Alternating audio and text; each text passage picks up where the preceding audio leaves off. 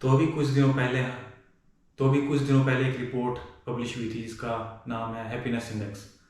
ये रिपोर्ट बताती है कि कौन सा देश कितना खुशहाल है। और इसमें 145 देश थे इस लिस्ट के अंदर, और इंडिया का रैंक था 118। और जो इंडिया के बाकी पड़ोसी थे जैसे पाकिस्तान, चाइना, नेपाल, भूटान, ये सभी इंडिया से बेहतर थे। ये सभी ये सभी देश इंडिया से ऊपर थे इस लिस्ट में, यानी ये हमसे ज़्यादा खुश हैं। जैसे पाकिस्तान था तो उनका रैंक था कुछ 118, और पाकिस्तान का रैंक था कुछ। तो मैं ऐसा सोच रहा था कि ऐसा होता क्यों है, हम हर बारी इस इंडेक्स में इतना पीछे क्यों होते हैं।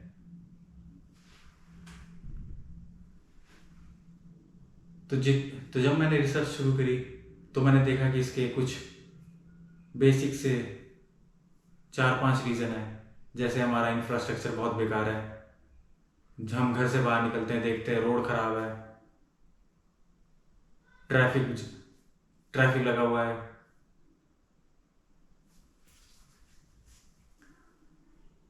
पार्किंग के लिए जगह नहीं है, सड़कों पे कुत्ते बिल्ली घूम रहे हैं। फिर इसके बाद है पॉल्यूशन का फैक्टर। जैसे दिल्ली है तो दिल्ली में एयर क्वालिटी इंडेक्स 1000 के आसपास रहता है। अब इतने प्रदूषण में बंदा खुश कैसे रहे।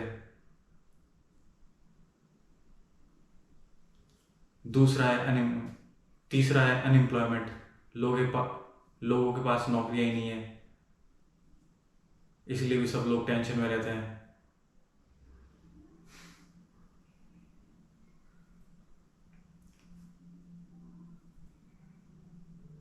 वहीं आप देखोगे जो इस लिस्ट में नंबर 1 कंट्रीज है जैसे आइसलैंड, फिनलैंड, नॉर्वे, जो स्कैंडिनेवियन कंट्रीज है, यहाँ पर इनके पास साफ हवा होती है, साफ पानी होता है, सबके पास जॉब होती है, बढ़िया इंफ्रास्ट्रक्चर होता है, लोग एकदम हेल्दी दिखते हैं, सुंदर दिखते हैं। लेकिन जब आप इंडिया में देखेंगे, लेकिन वहीं इंडिया में इसका बिल्कुल अपोजिट होता है। लोग एकदम बेकार दिखते हैं, लोग परेशान रहते हैं, सभी दुखी रहते हैं।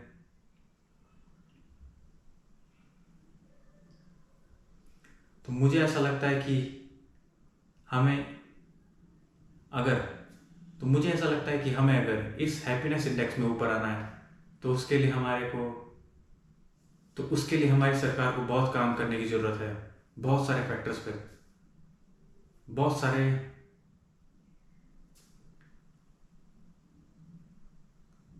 हमारे इसके लिए हमारी सरकार को काम करने की ज़रूरत है बहुत सारे फैक्टर्स पर। जैसे हमारी बहुत बड़ी यूथ पॉपुलेशन है तो उन्हें कोई स्किल सिखाया जाए जिससे उन्हें जॉब मिल सके। रोड्स, हॉस्पिटल, स्कूल्स और बाकी के बेसिक इंफ्रास्ट्रक्चर को ठीक किया जाए। पॉल्यूशन पर बात हो, पॉल्यूशन को कम करने पर बात हो। पॉल्यूशन को कम करने के लिए कुछ कदम उठाए जाएं।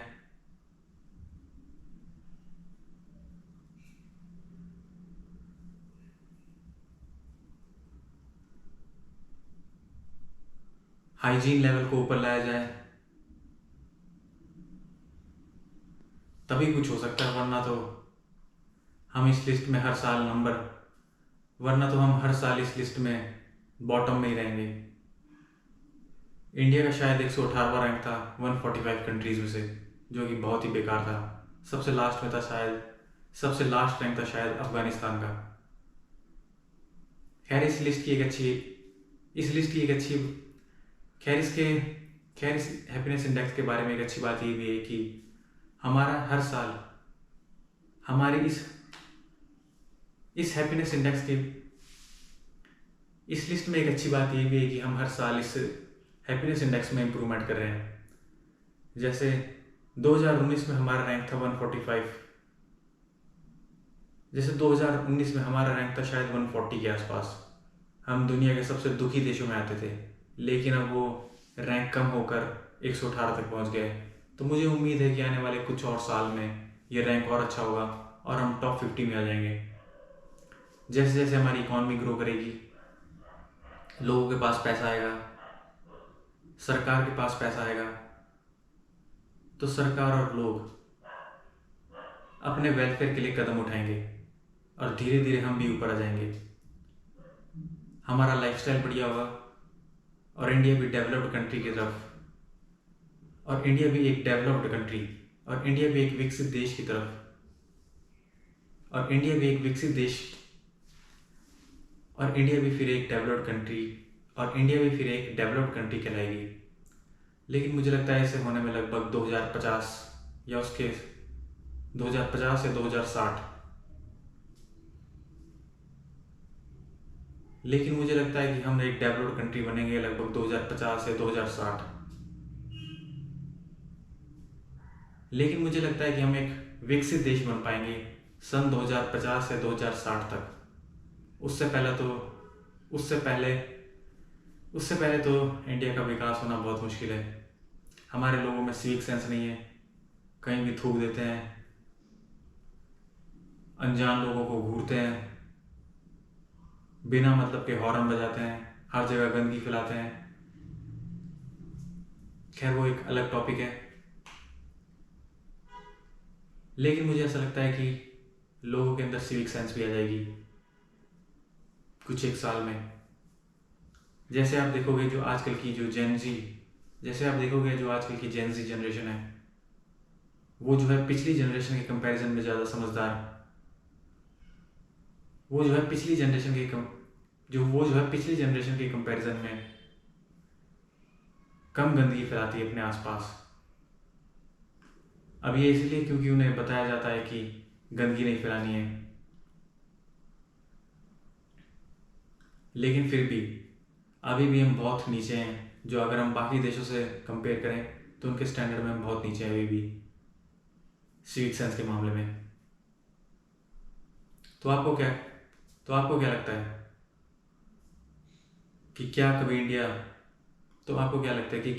एक विकसित देश बन पाएगा? और आप मुझे कमेंट्स में बता सकते हैं कि क्या हमें करना चाहिए हमारे लोगों को सिविक सेंस सिखाने के लिए और देश को खुशहाल बनाने के लिए।